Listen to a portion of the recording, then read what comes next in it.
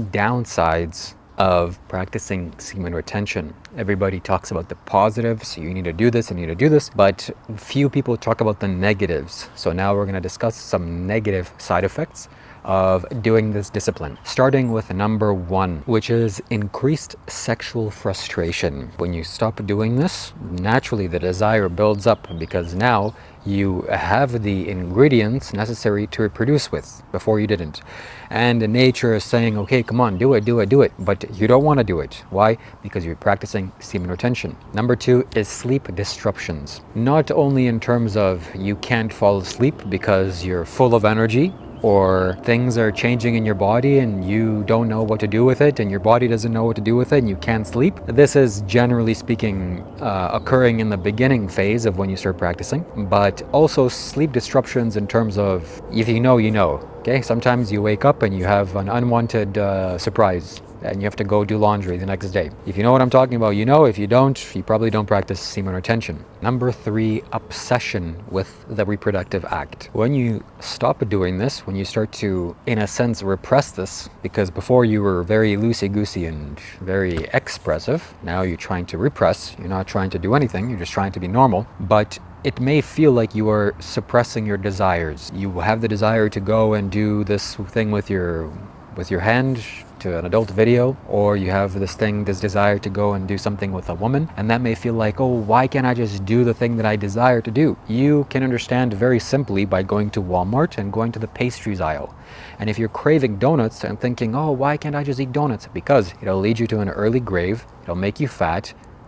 Yeah, those are two pretty good reasons. Similarly with semen retention, if you don't do this, then you'll have social anxiety, you'll have dopamine depletion, you'll have depression, you'll have no spiritual energy, you'll lack feminine attraction for women, you'll lack manifestation ability, you lack the vital energy in your body, lack willpower and testosterone, lack aggression, lack so many other things. These are just very basic things that I've written down here and remembered. So those are the reasons why you shouldn't do this. But if you do, then it may feel like you are repressing your desires, which is understandable and normal. Number four is an increased need to satisfy your cravings. Coming off the second one, that you have the fear that, or the feeling that you want to desire this, or you want to go towards this, you're desiring this, and why don't you just meet your desires? And you have an overwhelming urge to satisfy your desires, basically meaning you want to satisfy your cravings. And the need, the gnawing and the craving to do this, it becomes very intense, especially in the beginning few months when you stop doing this altogether. It becomes extremely intense. The desire to do this becomes extremely intense. And why is this the case? Because most of the time this is an addiction. You're coming off an addiction. This is an addiction. At least not doing the normal reproductive act, that's fine. But the way that most people are doing it, I would say 90% easily of the men that are doing this are addicted to this. The pleasurable sensations are so strong that your logic goes out the window. Even though you know it's bad for you, like fat people know it's bad for them eating donuts, same thing to you. You know this is bad, but you can't help yourself. It's too pleasurable, it's too strong, and you wanna stop, but you can't. So that's a problem. It's an addiction. Then a little side note from this negative consequence is the fact that you start to become so idealized with this act. You start to see this in your mind, and this is the most amazing thing in the universe, and you start to have fantasies and daydreams, and your mind becomes obsessed with this.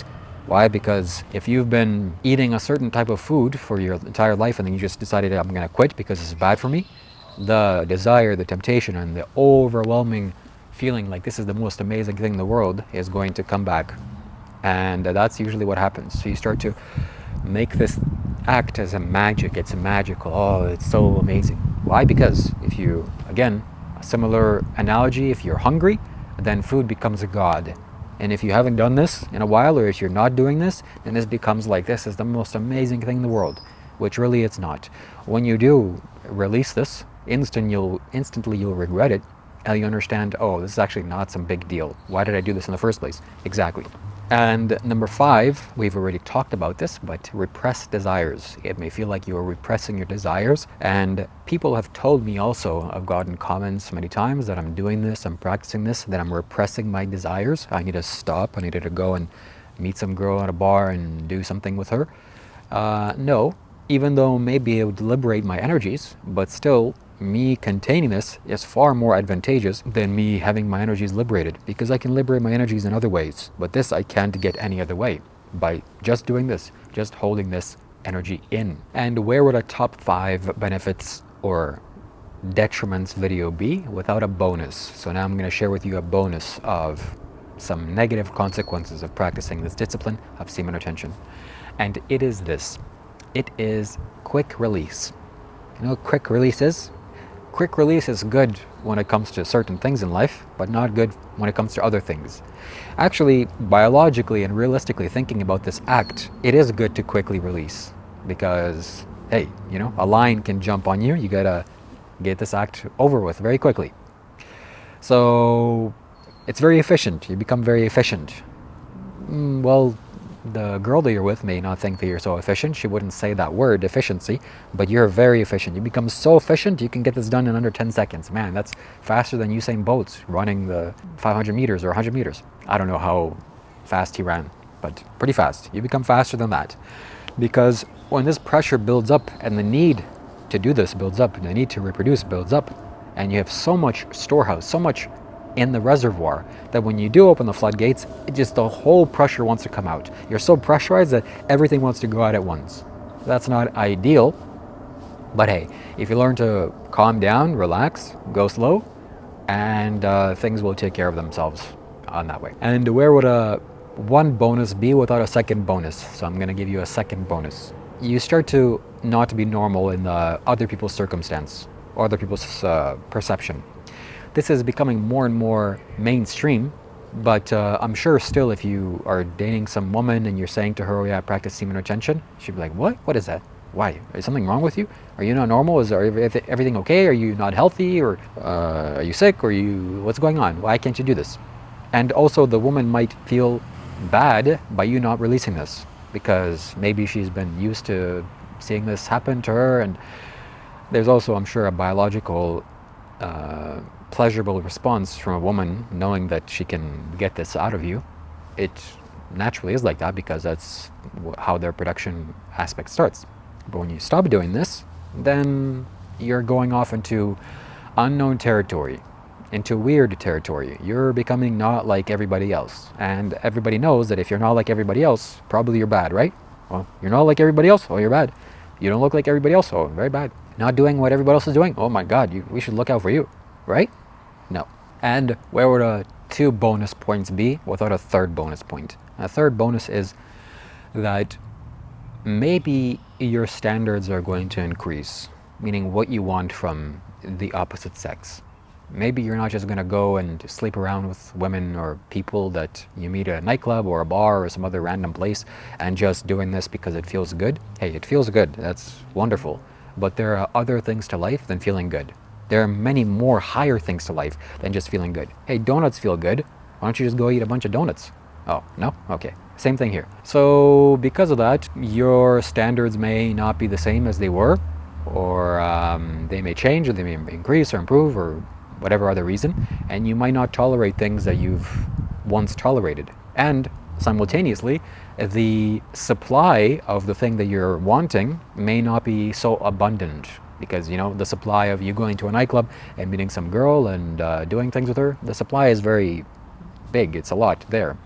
But the supply of wanting to find a nice, beautiful virgin girl that's virtuous and spiritual and kind and compassionate and intelligent and eats a vegan diet and doesn't eat rotting corpses, that is, the supply is not that high, much less than what you see in the normal nightclub. So probably, or maybe, you would have to be a little bit more patient for you to meet that kind of a person or that kind of woman if you're practicing this discipline. So that's another downside.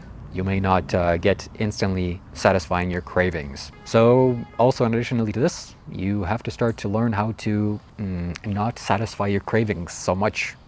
That's a discipline and important quality in life, because there's so many pleasurable things or pleasant things you can do. Like, for example, I can go play video games right now. Why am I talking to the camera? But playing video games doesn't have such great consequences for me, where this does to you, most importantly, most of all. These ideas that I'm sharing with you, hopefully they are impacting your mind and they will change you in the future. and I get to benefit off of that, off of people changing around me. So to learn to bypass the emotional or the instant gratification, to learn to prolong instant gratification, to not instantly jump at instant gratification, because gratification or gratifying your mind or pleasurable centers or your pleasure centers is good. It feels good, but it's not always the best thing in life. That's it. That's the end of this video. Thank you so much for watching. Reach out to me for help, for a spiritual consultation for free, 30 minutes. Go to shivakailash.com. Book your session today. Absolutely no cost, free. I'll help you out with anything in life, particularly in the field of spirituality. And as always, have a nice day.